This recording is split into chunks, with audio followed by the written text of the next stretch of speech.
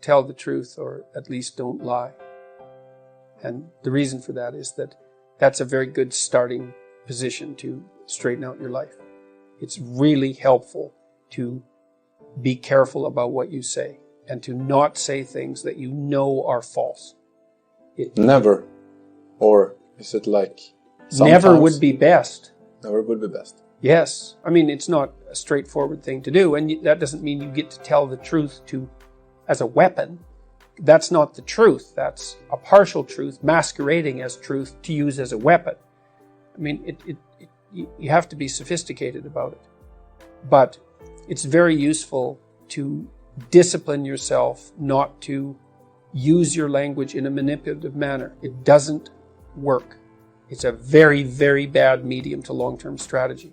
And your life will become much simpler in a good way, much less anxiety-provoking, and much more exciting and adventurous if you just say what you think.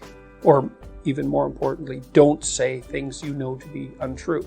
One suggestion I have for people is that they listen to what they say and feel how it makes them feel physically.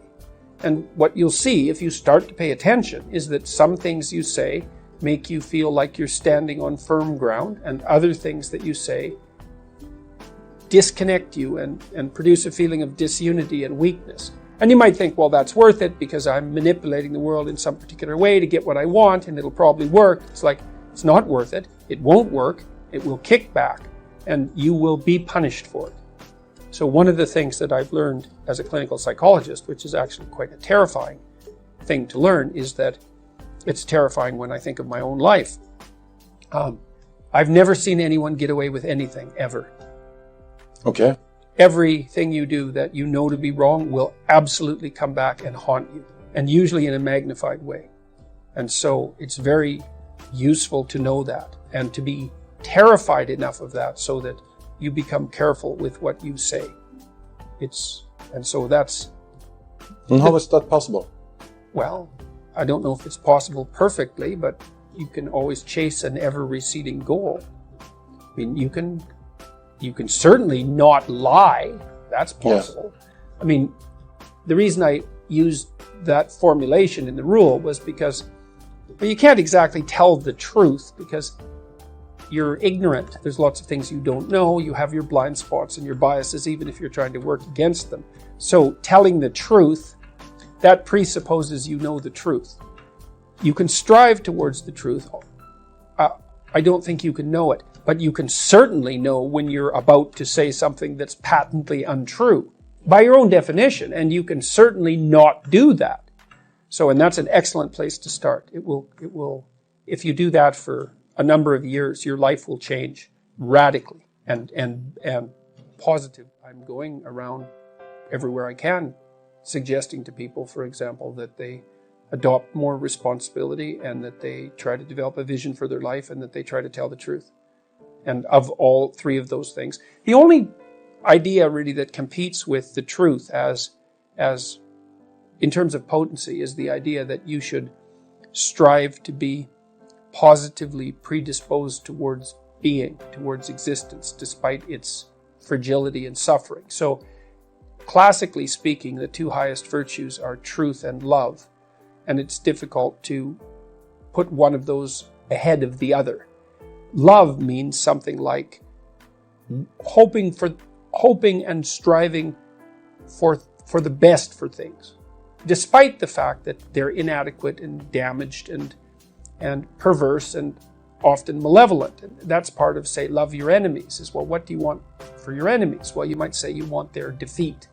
Maybe you want their violent, painful defeat, but it's better to want their transformation. It's better in all regards to want that and to hope for that and to act towards them in a manner that might facilitate that. So, and that's part of that courageous attitude towards existence that would manifest itself in positive regard for living things, especially for people. So, truth in the service of love, that's the right ethic. And it's hard to talk about those things, especially love, because the word has been weakened by misuse. which is why I offered the definition I offered. It's like, it's an attitude of courage to want the best for life, because life is very cruel and harsh, and it's easy to become turned against it and bitter. And there are reasons for that, but it's not helpful. It's wrong, despite the fact that there are reasons for it. Bitterness is of no utility. So even though, I've met many people who've had very, very hard lives, and to see them become bitter is not a surprise. But there's no utility whatsoever in it. All it does is make it worse.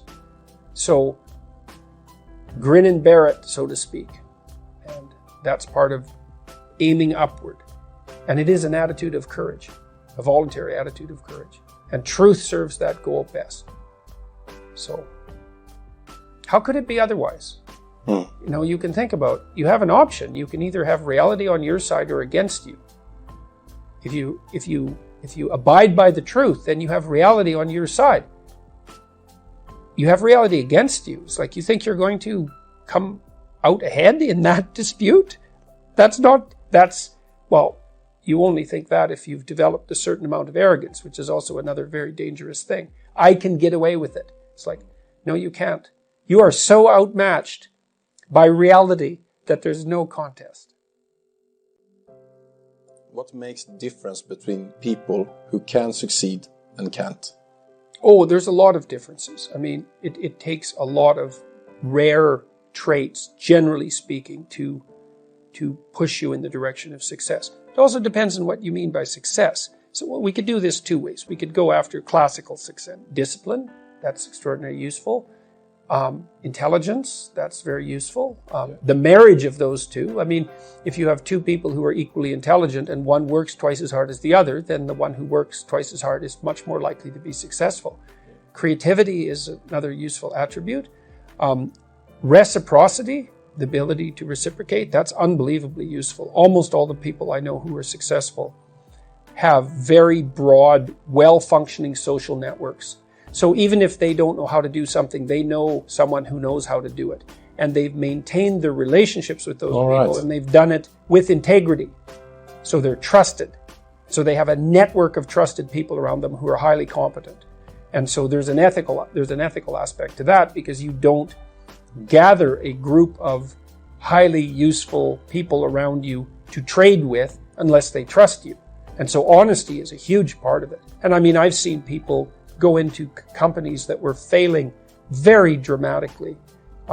Competent people go in, and with nothing other than their competence and their honesty, turn the companies around completely.